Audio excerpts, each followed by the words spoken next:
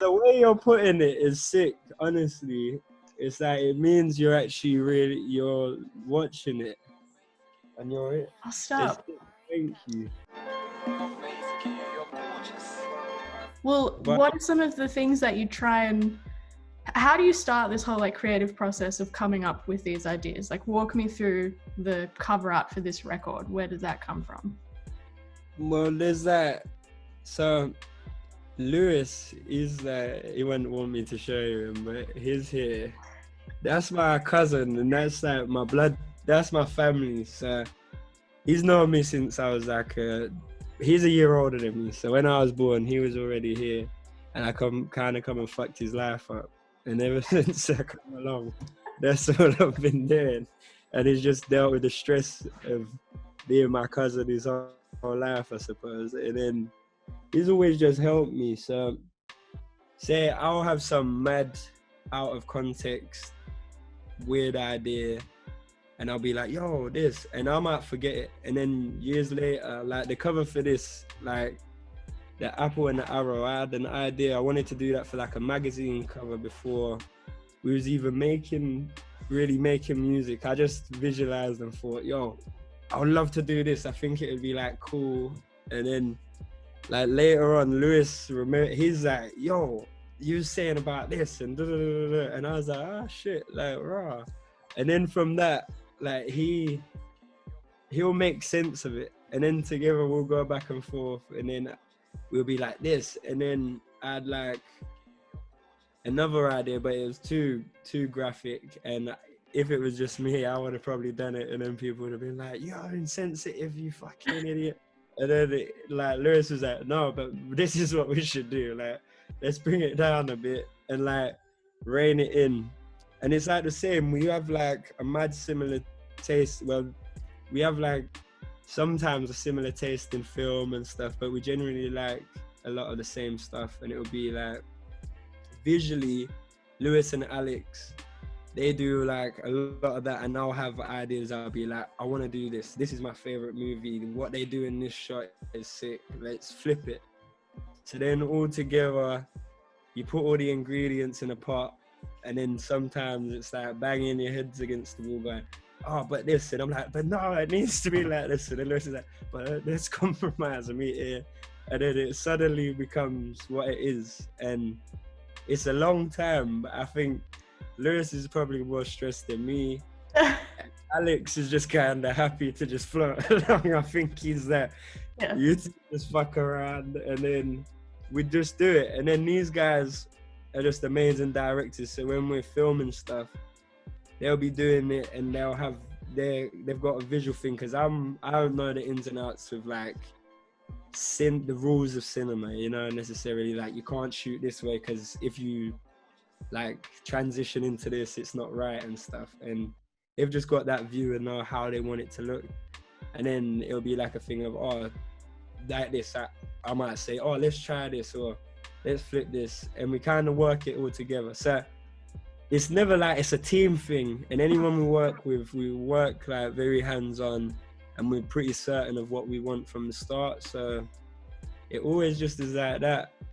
One of the biggest standouts to me on this record is how much you're opening up of yourself, and how much you're really opening up yourself for critique, really. From some of the lyrics to I've Never Felt Love Before the Drugs on Mazza, If Hell's Meant for Sinners, Then Heaven's Never Meant for Me on I Tried, NHS, Suddenly Not Half the Man I Used to Be. Compared to your first record, where you kind of are weaving your own story into this bigger assault on the British Empire, and putting that down. What inspired you to look inward this time, and was it very daunting to do so? I think, right, so it was, without reference to that line on Mazza, it was like I was taking like mad drugs all the time. I was getting drunk. Like, I'd wake up and I'd drink, and I was just getting fucked up all the time, really. Like, I love getting, like, I'm not gonna lie, I love getting fucked up. Like, I'm like, oh yeah, let's get fucked up, like, any chance. But it started getting to like, being a bit of a problem.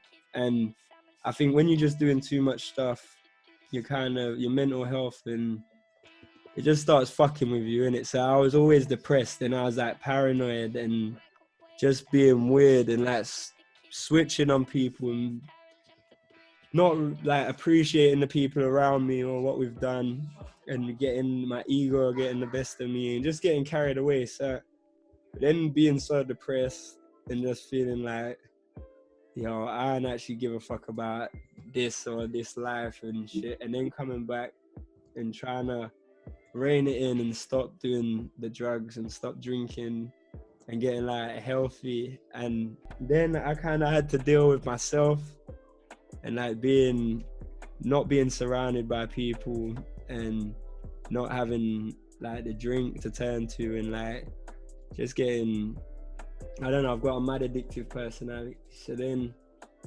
just doing that and spending time, then I was like, yo, at this point in time where I feel like, yo, man, fuck this shit, fuck this life.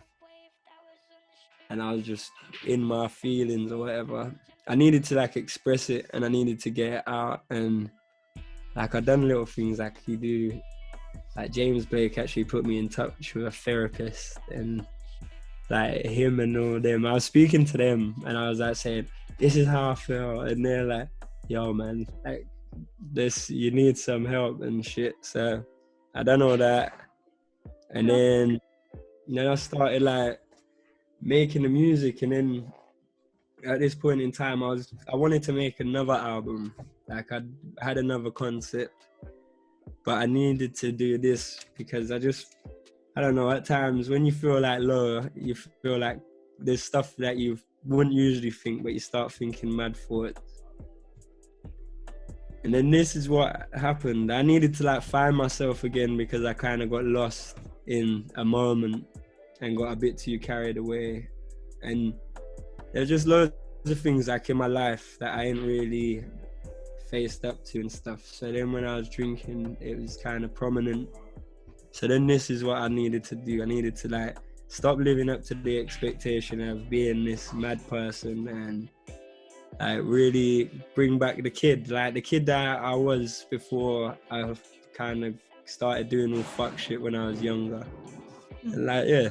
So this is like my journey of finding me again. Yeah. Oh, what a beautiful way of putting it. I don't know, it's a weird...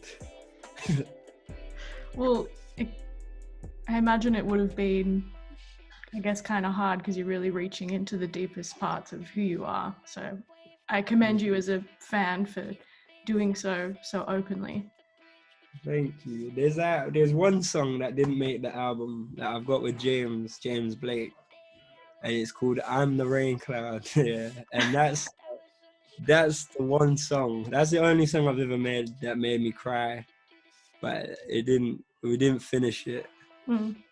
I've just got one last question. Taking a few steps back with Nothing Great About Britain, it's this, up until this point, probably the biggest moment in your career. You've broken through internationally, getting critical acclaim. Following that, a few moments learning in public. We all go through this huge pandemic and a global civil rights movement. Everyone has really gone through the ringer recently, and I want to ask you, what's been your biggest takeaway of the last 18 months? That you just gotta stick with it. Like even like a movement, and like a lot of people are so quick to jump on a bandwagon, but then so fickle and quick to like just forget about it. I think anything you do, if you're gonna do it, make sure you do it wholeheartedly and you stick with it, and just be open-minded. Just stop and appreciate the people around you. That's like what I've took from it. I observe a lot of things. I've always been an observant person. So just if you do something, make sure you live by it. Don't just be in it because it seems like the right thing at that point in time. Like literally do it till you can't do anything else. But that's it. And just keep your sanity all right. That's my take from it, because it's a tough time, and being, I don't know, you don't choose to go to prison, but like it's like now most people are a prisoner in their own home. So just do stuff to keep your mind active and take care of yourself. That's it. Bless you. Tyron, thank you so much for your time. It's been such a pleasure. I've been internally screaming this whole time. Thank you for your time. Oh, no worries.